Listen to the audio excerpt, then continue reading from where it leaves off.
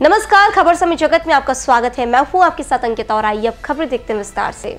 भोपाल मुख्यमंत्री डॉक्टर मोहन यादव ने झारखंड में बरही में जनसभा को संबोधित करते हुए कांग्रेस के मंत्री आलमगीर पर निशाना साधा। मुख्यमंत्री डॉक्टर मोहन यादव ने कहा कि आप नाम भले ही आलमगीर रख लो, लेकिन ये तो आपका चोरगिर है। आप चोरी करोगे तो जेल जाओगे, कोई बचाने वाला आपको नहीं मिलेगा। यह नरेंद्र मोदी जी की सरकार है। उन्होंने कहा कि मुझे दुर्भाग्य के साथ कहना पड़ रहा है, भाई जयप्रकाश हमारे साथ थे तो जयप्रकाश थे, अब आपने पाला बदल लिया है तो आप पराजय प्रकाश हो गए। आपको पराजय से कोई रोक नहीं सकता। मुख्यमंत्री ने कहा कि इस देश में 2014 के बाद एक परिवर्तन आया और उस परिवर्तन करने वाले व्यक्ति ने डंके की चोट पर कहा था, न खाऊंगा न खाने दूंगा। देश का नेतृत्व करना चाहते हैं तो अंदर दम भी तो चाहिए।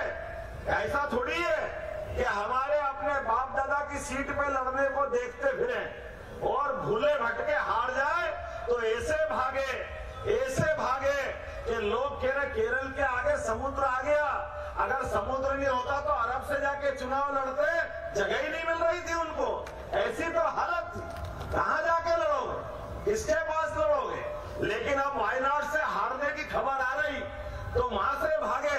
मैं इस बात का उदाहरण हूं, स्मृति ईरानी जी का अमेठी से मैं फार्म भराने गया तो स्मृति जी से मैंने कहा, आप भी सुन रहे होगे टीवी में कि आप यहाँ से वापस पप्पू जी यहाँ आने वाले हैं चुनाव लड़ने के लिए। लेकिन स्मृति जी ने कहा, भैया ये नहीं आएंगे। मैंने कहा क्यों नहीं आएंगे बहना?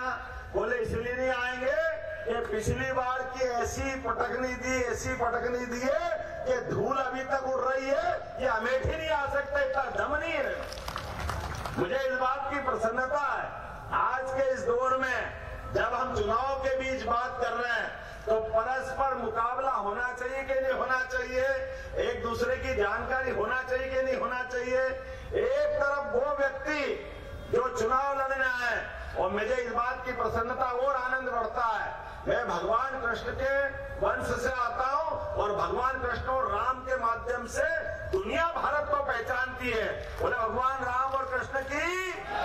आप बताइए, उनका जीवन, दोनों का जीवन हमारे सबके आदर्श के रूप में है। दुनिया के अंदर दो उदाहरण ऐसे हैं, दोनों के बीच अंतर तो 17 लाख साल का है, लेकिन दोनों ने कदम कदम पर जीवन में जब कठिनाइयां आई तो समाज का साथ लेकर के बड़ी से बड़ी चुनौती से लड़ने के लिए समाज की हिम्मत के बलबूते पे लड़े। एक ने घमंडी रावण का, जिसके 10-10 सिर थे, लेकिन उसके घर में घुस करके रावण की घमंडी लंका भी जलाई और रावण को भी परास्त किया। ये उदाहरण भगवान राम का है।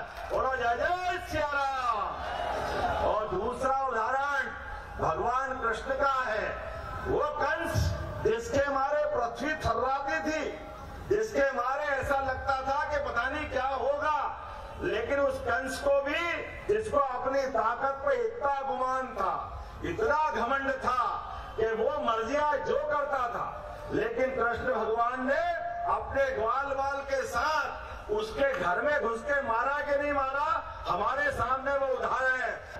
लेकिन अब इस बात की गारंटी दे सकता हूं, आप बताइए, इतने सारे लोग बैठे, अब ये भूल गए बेईमानी करने वाले,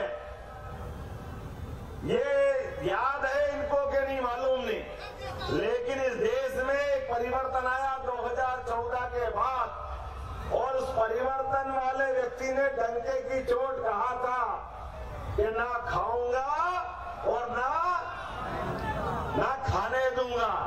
तो चाहे नंबर 1 का हो या कल नंबर 2 का अंदर गया, हिसाब बराबर हुआ कि नहीं हुआ?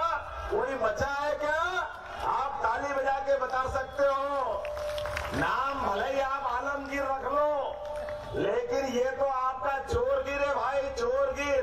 आप चोरी करोगे तो जेल जाओगे, कोई बचाने वाला आपको नहीं मिलेगा। ये नरेंद्र मोदी जी की सरकार है और ये मीडिया यहाँ मौजूद है, आपके सबके सामने भी बोलना चाहता हूँ। आप बताइए, 2 पार्टियों ने मिलकर सरकार चलाई और दोनों का अपना गठबंधन, मैं तो बड़े दुर्भाग्य के साथ कहना पड़ रहा है, भाई जयप्रकाश हमारे साथ थे तो जयप्रकाश थे, लेकिन अब आपने पाला बदला, आप पराजय प्रकाश हो गए, आपको पराजय से कोई रोक नहीं सकता। खबर समय जगत के लिए संवाददाता आदित्य सराठे की report. For latest news, subscribe to our channel and press the bell icon